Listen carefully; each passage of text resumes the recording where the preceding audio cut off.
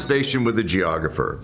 I'm Mike DeVivo, professor of geography at Grand Rapids Community College, and today we're very privileged to have Ron Abler with us. Ron Abler is professor emeritus at Penn State, a past president of the American Association of Geographers, past executive director of the American Association of Geographers, and a past president of the International Geographical Union.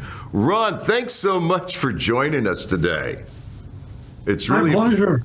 Hey, as I start many of these interviews, I like to see if you could maybe reflect upon your childhood, your upbringing, comment upon that, and maybe offer some insight as to what sparked your interest in geography, and then move on to discuss your school years, your college years, and graduate studies. Would you care to do that? Be delighted. Mike, I was born and grew up most of my life in my youth, I should say, in Milwaukee, Wisconsin. I was born in 1939.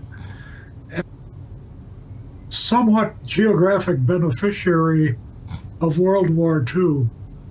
The city was people couldn't drive very much because of gasoline rationing, or tires were rationed. So it was a safe city. And really, from the time I was 5 years old onward, I was allowed to roam in a way that I think is unimaginable today. Mm-hmm. I would say goodbye to my mother after eating breakfast, turn up again for lunch, eat lunch, go away for the afternoon, and come supper. And it was a safe city. Nobody worried about kids being kidnapped or snatched or anything of that sort. So I roamed, first on foot. When I got my tricycle, I was off and running, and got myself lost a number of times. Had to go to find a local patrolman. Cops actually walked beats in those days, Mm-hmm. and you could find one looking up and down the block. And they would usually call a squad car, and they would take me home. I did memorize my address. From thence, later on, my father worked as a machinist, and he worked 5.5 days a week, as was the custom then. But he also bought a weekly pass for the bus and streetcar system. Milwaukee had excellent public transportation. So Saturday afternoons and all day Sunday, I could take that pass, and I rode every streetcar and bus line in Milwaukee, end to end. Very often, I got really familiar with the city, and to the point of geography, the differences in different parts of the city. The signs in the south that were in Polish often, or in German in some parts of the city.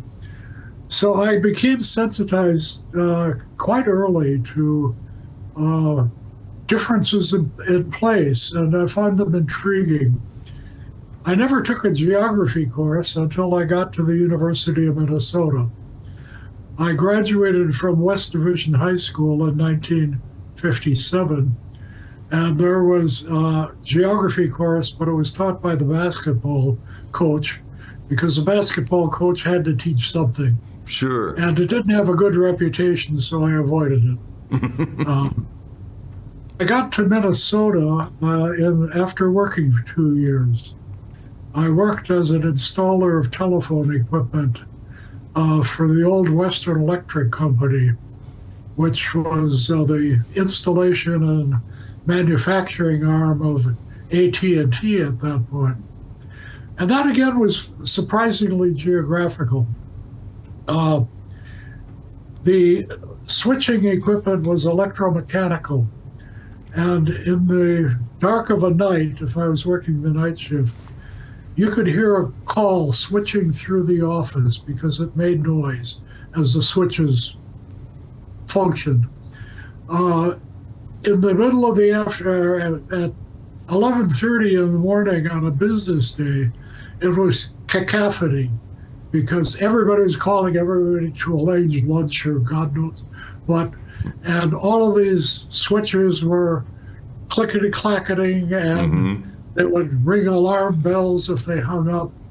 So the flows of communication through time were sort of impressed on my memory, both of what I had to do with those switches and sonically and psychologically. That was reinforced. I started undergraduate work at the University of Minnesota after 2 years of working. And I might add that those 2 years of work in odds and ends of jobs were one of the best parts of my education. I got exposed to what I suppose an academic might call the real world of people who work, but don't have necessarily a lot of upward ambition, but are the people that this damn society relies on to just do their jobs and be happy about it, or reasonably so, and make the world go around in ways that we thinkers do not necessarily contribute a lot to. Anyway, I started at the University of Minnesota, and reinforcing the geography point, couple of years I was there. By the time I started university, I'd acquired a wife and 2 kids, and the eating habit, and that fell on me because the kids were little. And I took the civil service exam for the post office and qualified as a postal clerk and worked in what was called the terminal in the St. Paul Post Office, which was the big building right next to the Union Railway Station. And there again, flows through society were a big part of my life because the bills would go out at the end of the month. The checks would come in volume the first 10 days of the month. And I evidently had some brains because at one point for some months I was tapped as a substitute in a railway mail service. So I was one of these guys who worked in a mail car on the Empire Building, getting on in St. Paul, going up to Williston, sleeping about 6 hours, and then taking the train back to St. Paul. That forced me to miss some classes, but it also gave me a week's work for that one trip. So that was a good thing for a student. And again, the flows through space were just a daily, hourly, minute-by-minute part of my life. Okay, so I start the university and I take a course from Cotton Mather. Cotton Mather was a lovable, irascible character. Certainly. And he taught a course on physical geography. Did he talk about the geography of manure in that physical geography course? Yeah. He said he liked subjects he could get his teeth into. Speaking of the geography of manure. He could have been a stand-up entertainment. He was a dynamic, just a hilarious lecturer, very dry wit. I followed that with a course with Jan Broek, cultural geography from the Netherlands originally, and then took a course from Fred Lukerman in economic geography. And at that point, I was hooked as a geography major. And Lukerman was such a polymath as well. He might have been a Renaissance man of sorts, no? He was indeed. And he had eventually was a supervisor of my doctoral dissertation. The way that worked out was that I was supposed to be part of a AID project in Morocco So I studied Arabic for a year, and in preparation for this project, which was run through the political science department at Minnesota, in the end, AID turned down the grant. So here I am, second-year graduate student, actually almost a third-year graduate student. My dissertation topic has disappeared. So one day I was Fred Lukerman's teaching assistant at that point. I said to Fred, Fred, I know a lot about the telephone system and I know a lot about postal system. What would you think about a dissertation on this space-filling structure of the telephone and the postal systems and how they organize space in different ways and in the same ways? He said, sounds interesting. Go ahead and try it.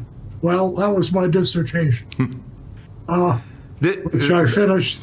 Back to Lukerman just for a minute, if you don't mind. Did he ever comment to you or to students about taking classes from Ralph Brown or Ralph Brown's influence on him? He commented upon that extensively and often. He had enormous respect for Ralph Brown. And he would almost tear up talking about Ralph Brown and his influence on him, that is, on Fred. I think in a lot of ways he tried to emulate Ralph Brown. Fred never taught by exhortation or even necessarily by hinting at what you should do. He taught by example, and you would ask him anything, he'd give you a good response, but you had to ask. He turned out at Minnesota to be kind of a patron saint for lost souls, in that he had some difficult students. I don't think I was one of them, but grad students would get sort of marooned. Their advisors would lose interest in them. Fred always took them on and saw them through. And if I'm not mistaken, he did not get his doctorate until, maybe late 80s, early 90s, perhaps? Yep. He never finished his doctorate in the normal way. And when I was second or third year student in the department, the university, tried to, somebody, a bean counter in the university thought it was a disgrace that they had a professor without a PhD, and they tried to ease him out. The department rallied around him, and he was given tenure. A couple of years later, he was the dean of the College of Liberal Arts. And as a surprise to Fred, at the very end of his career, some of his colleagues gathered together all of his publications, sent them out for external review at other universities, places like Berkeley and so on, and asked, does this collection of work satisfy the requirements of PhD? And the responses were yes, and more than that. And then they took that to the administration, and as a surprise to him, Fred was awarded a PhD just a year or two before he retired. That's a wonderful story. He was a great man. I only met him a couple of times, but he was very gentle, it seems to me, in his relationships. He was someone that was willing to talk to nearly anybody who desired to be listened to. He was very gentle, very, very patient. And I had the privilege of spending at least 6 weeks in the field with him in Missouri in the Ozarks. And it was just a joy to be on a field trip with Fred. He saw everything, despite the fact that he was blind in one eye, which was occasionally scary when he was driving. But he was just magnificent. I can imagine. Anyway, so you finished your dissertation on this subject associated with the postal system. Correct. And I was mainly interested in the questions of how do they organize space and move things around. But in the last chapter, as I finished that part of it, I added another chapter, which was more about the social and economic effects of the media. Now, this was the period of Marshall McLuhan, if you've ever heard of him, who coined the phrase, "the medium is the message," meaning it's the thing that the technology does to science, that's the message, not the stuff that's going back and forth and around. So I was strongly influenced by that, despite, if I might add a slight digression here, Marshall McLuhan was a student of the great Canadian historian Harold A. Innes, I-N-N-E-S. He was the guy who came up with the staple theory of history, explaining how Canada shifted from furs to grains to et cetera. And at each era, there's a staple that organizes the geography of a society. And I think Ennis was a professor of Andrew Clark's before he went to Berkeley, if I'm not mistaken. I didn't know that. I think so. I think so.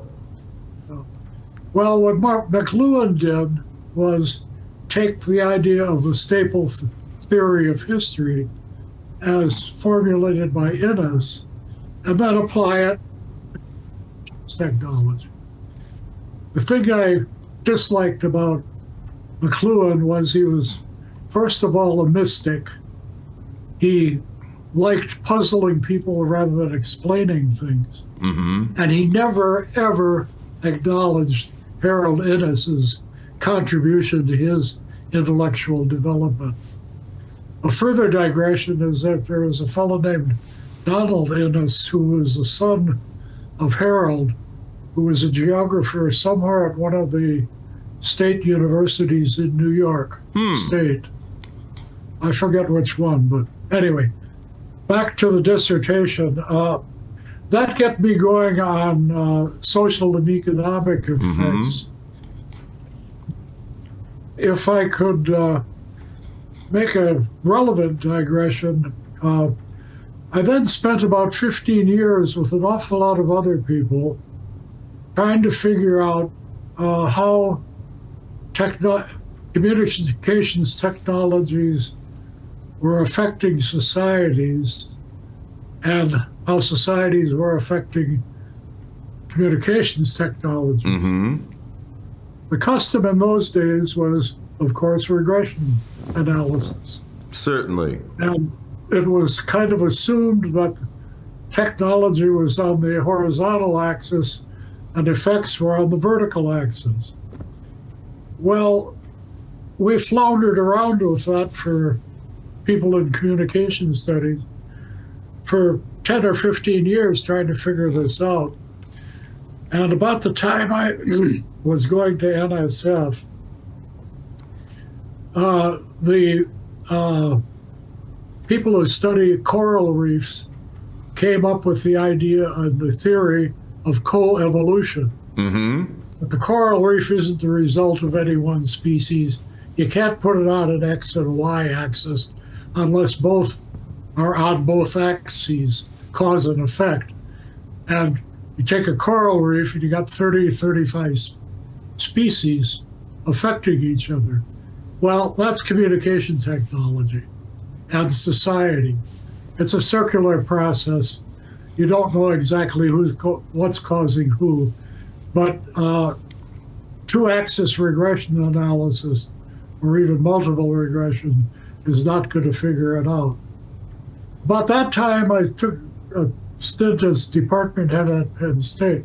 Mm-hmm. And for Penn 6 State years. at that time had really gained quite a bit of status in the geographical community. It was certainly considered one of the top departments around the time that you got there or shortly thereafter. It was thereafter, not that my arrival had a lot to do with it, but yeah, it was, I think it was ranked number one in 84, 85. It sounds about right. By the National Academy of Sciences, yes. Yeah, yeah. And I had some wonderful colleagues there. Worked closely with John Adams, with whom I shared an office at Minnesota. And we eventually brought Greg Knight in, although at that point Adams had returned to Minnesota. John Adams, Greg Knight, and I shared an office for a year at Minnesota when we were both, all three of us, were getting toward finishing our degree, our doctorates. And Adam had gone to Penn State in 1976, and I went in 1997. And that's where we hooked up with Peter Gould and hatched that book, Spatial Organization. And then I went off for continuing to roam. Some people just can't hold a job, you know. I went off for a semester as a visiting professor at University of British Columbia. And then between 82 and 84, I went to Minnesota to work on that big metropolitan analysis project with John Adams, that Minnesota. Came back to Penn State, served 6 years as chair. Went to Sweden for a year. You were department head then, right? At Penn State, and that's. Yeah. I think I remember talking to you several years ago where you said being the department head was quite different than being a chair. That's right. The head is the head in the Penn State system of that era, and I think still it's more than first among equals. You have a great deal of power, and the art, of course, is to have it but not find yourself having to use it. And quite a bit of responsibility as well. Yeah. Yeah, we were having some difficulties in the department at that time when the transition from Zelinsky to myself as department head. And I felt my job at that point was to be a shock absorber and get people to calm down rather than and making them realize that we all worked for the same employer and that we had better support each other or we might not be there. And perhaps that geography does consist of those that emphasize physical geography and those that emphasize the human side as well, no? Yes, it's getting them to see the value in each other. The problems at Penn State were not necessarily the physical human split. It wasn't really a split. There was considerable respect across that so-called divide, but it was more wrapped up in a couple of personalities that were occasionally difficult. I understand. I don't know if I think I helped calm that down. At that point, I was going through a divorce. At that point, I was going through a divorce. I felt like getting out of Dodge. I was due for a sabbatical. I'd been working with a visiting professor named Thomas Falk from the Stockholm School of Economics, and he arranged an invitation to come to Stockholm for a year, which I did. Time to get out of Dodge. And that was a wonderful break. We did some very good articles, Falk and myself, that were published in the Swedish geographical literature that are still relevant very much today. Mm-hmm. When I came back, George Demko was leaving NSF, and Greg Knight was in his office in Washington talking to George, excuse me, one day. And George told Greg he was leaving, and Greg had just taken over as department head, or I think was still department head, I forget. Anyway, he mentioned to George that I might be up for grabs for a stint in Washington. Mm-hmm. So I don't know if you've interviewed Demko. No, but I've met him. I've talked with him in the past, but that was years ago. But yeah, but a Penn State alum too. So yeah, he was sort of an impetuous character, and he was on the phone the next day telling me what a wonderful thing it would be for me to come to NSF, and he was eager to get out because he was going to be the position of the geographer at the Department of State. Mm-hmm. And so, long story short, I went down, review. People at NSF said, good, it's fine, let's go. And on July 1st of that 84, I started at NSF. That provided the opportunity to midwife that National Center for Geographic Information and Analysis, which was a 3-year effort. I've never worked so hard or so intensely on anything in my life.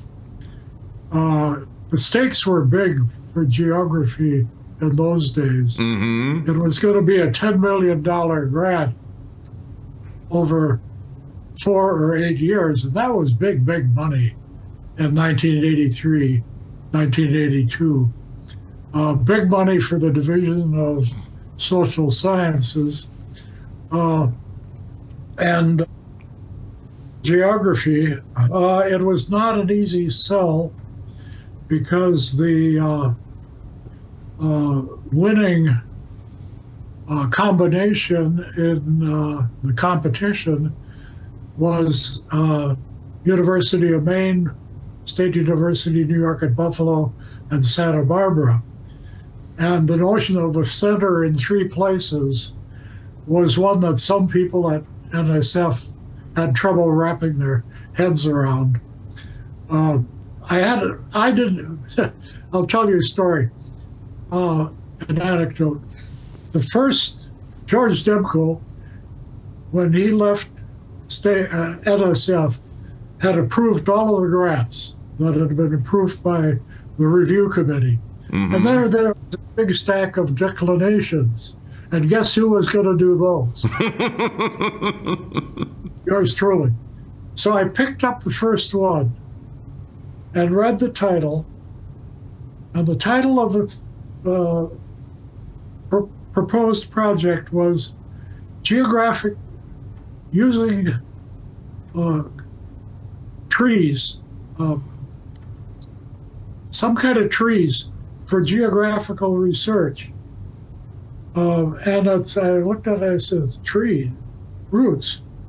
I wonder, do they have square roots or something?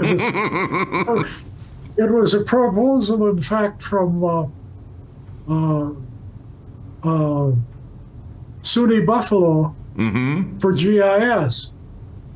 And about the same time, my boss, Roberta Miller, historian, walked into my office one day on our way out to lunch. She said, I don't know what's going on, but there's a call for data intensive projects to be included in the 2-year outlook for the division budget. It's due by 3 this afternoon. And she said, you got any ideas? And I said, well, I'll see what I can find out. I picked up the phone and called some folks at Buffalo and said, what is this stuff? Quad trees, they were. Quad trees for geographic research. You know, quad trees, they must have 4 sides. Maybe they're square. I don't know. I didn't know what the hell a GIS was. Yeah. Although I had visited ESRI a couple of years earlier. Mm-hmm. So that were you talking to Dangerman at the time?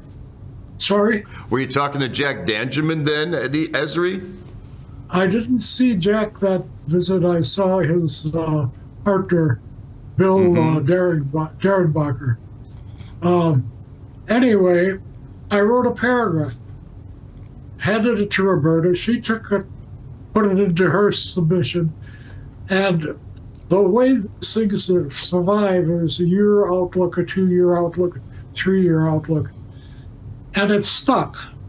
So then I started getting more requests for details, and I talked to Jerry Dobson, and I talked to Mike Goodchild it was at Western Ontario at that point. I talked to the guy at the other guy at SUNY, Donna Piquet's advisor, and I started educating myself on GIS. Well, were you talking to Simonet at Santa Barbara at all? Yes. So eventually I tutored myself enough that I could respond to questions. The thing survived through a couple of cycles, and they told me to write a solicitation. So I wrote the solicitation, and it was put on the street and eventually funded. This is an amazing story that you didn't know anything about GIS, and here you're the catalyst for making this center happen. Well, I was a catalyst. I have often used the term midwife in the sense that I didn't father the damn thing. I was only there to ease it along as it developed. But no, I picked a lot of people's brains, and they were very generous, and it paid off. And I think NSF got more out of the money they put into that center and its offshoots. The return was enormous. And so that was that. I went back to the state, and Barbara had found work in Washington, my wife. We tried commuting for 2 years and trading weekends. It's only 200 miles, but it's a 4-hour drive, and it was just wearing us out. And then the opportunity at NSF. I pass over the years I was on the AAG vice president, and past president. I was president from 85, 86, I guess. That's was by the by. Anyway, when the opportunity to opened up as executive director of the AAG, Barbara's got a good job in Washington. I decided that I'd throw my hat in the ring, and was appointed in '89. And went along. I think I did a pretty good job of both at NSF. And that was right after Engebrook's term as executive director, right? That was after. I followed that. That's right after. my focus on NSF and continuing as at AAG was to try to keep the discipline together. The physical geographers keep getting restless. They are embarrassed by their touchy-feely human geography colleagues sometimes, or at least they feel embarrassed. And that's driven a couple of departments into extinction. So I tried to tamp that down and make people realize throughout the discipline of the United States that it's a small discipline. It's been marked or besmirched by Michigan, Chicago, Stanford, Harvard in particular, doing away with their departments. You damn well better hang together or you're going to hang separately. I had some successes, some failures with that, but did the best I could. And by 1999, I realized now, I found it hard to admit to myself, I was burned out. And I had lost two of my key employees at AAG. AAG is the other small academic societies are wonderful organizations because you can bring people in who are inexperienced. And as I used to promise people at the AAG when I was executive director, many of whom had never run anything like our annual meetings before, is that you help me bring off this annual meeting and you will never again in your life be intimidated by a big project. It's a big project, it's complicated as hell, it's got to be done right, but if you do it, you will have immense pride in what you've done. And that was generally true. So these societies become training grounds for people who then, like my last meeting planner, came in and said, Ron, I've got an offer from this medical society. They're going to double my salary. What do I do? I said, go with God, go with my blessings. I'm glad we were able to bring you this far, but I understand you can't turn down an offer. And that's the way it is in those societies very often. So at that point, I had been elected vice president of the IGU in '96. And by 2000, the presidency was up for grabs. I was asked to stand for president. Ann Butterbear also wanted to be president, so I deferred to her. She was elected, and I became Secretary General in 2000 and served at that for 6 years. Then reverted to vice president because the then Secretary General, let's see, I'm going to get this straight here. Anyway, Adalberto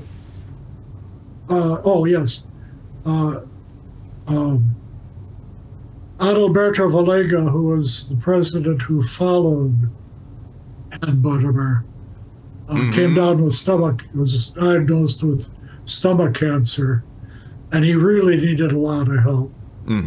So I became vice president, but really de facto Secretary General for a couple of years.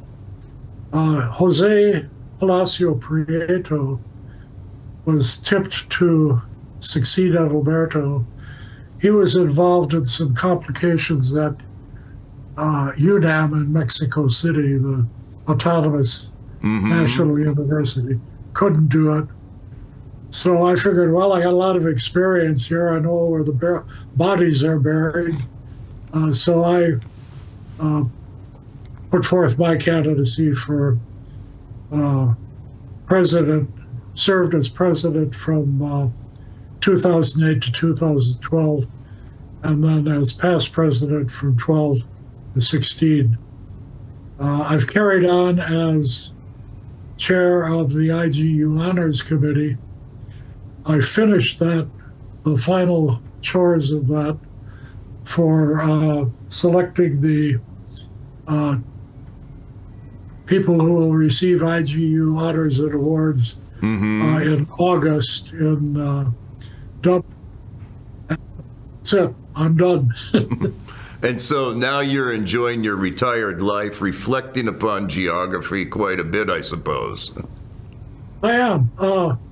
I'm starting to write down bits and pieces of it.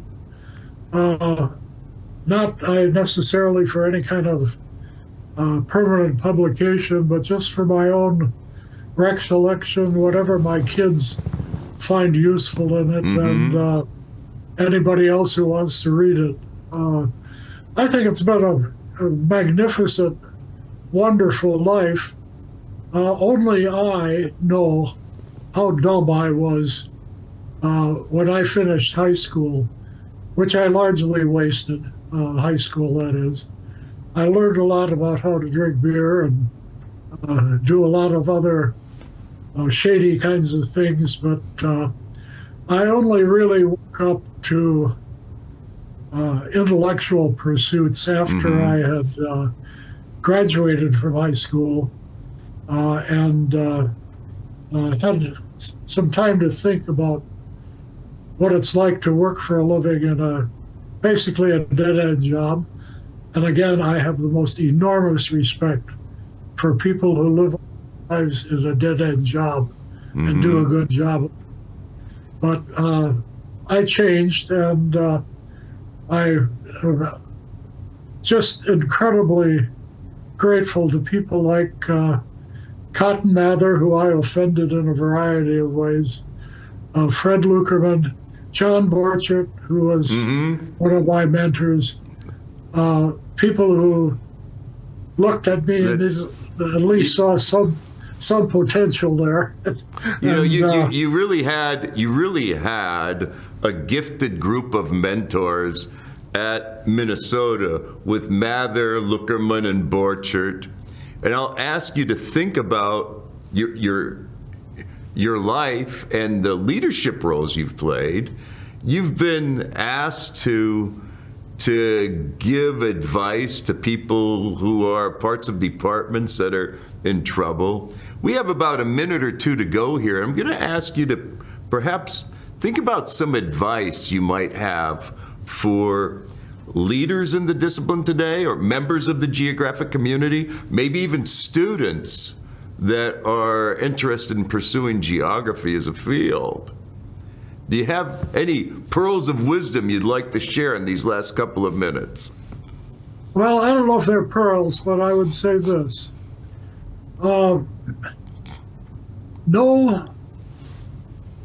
First of all, conduct your department and conduct your career in a way that does not put you in danger or even in question of your value.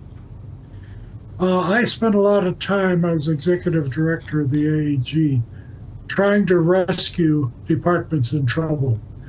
The sad fact is that if you are in trouble, you are already almost lost. There is very little you or the AAG or God Almighty herself can do to rescue you. Second, make your boss look good. If you're a department head, your boss is the dean.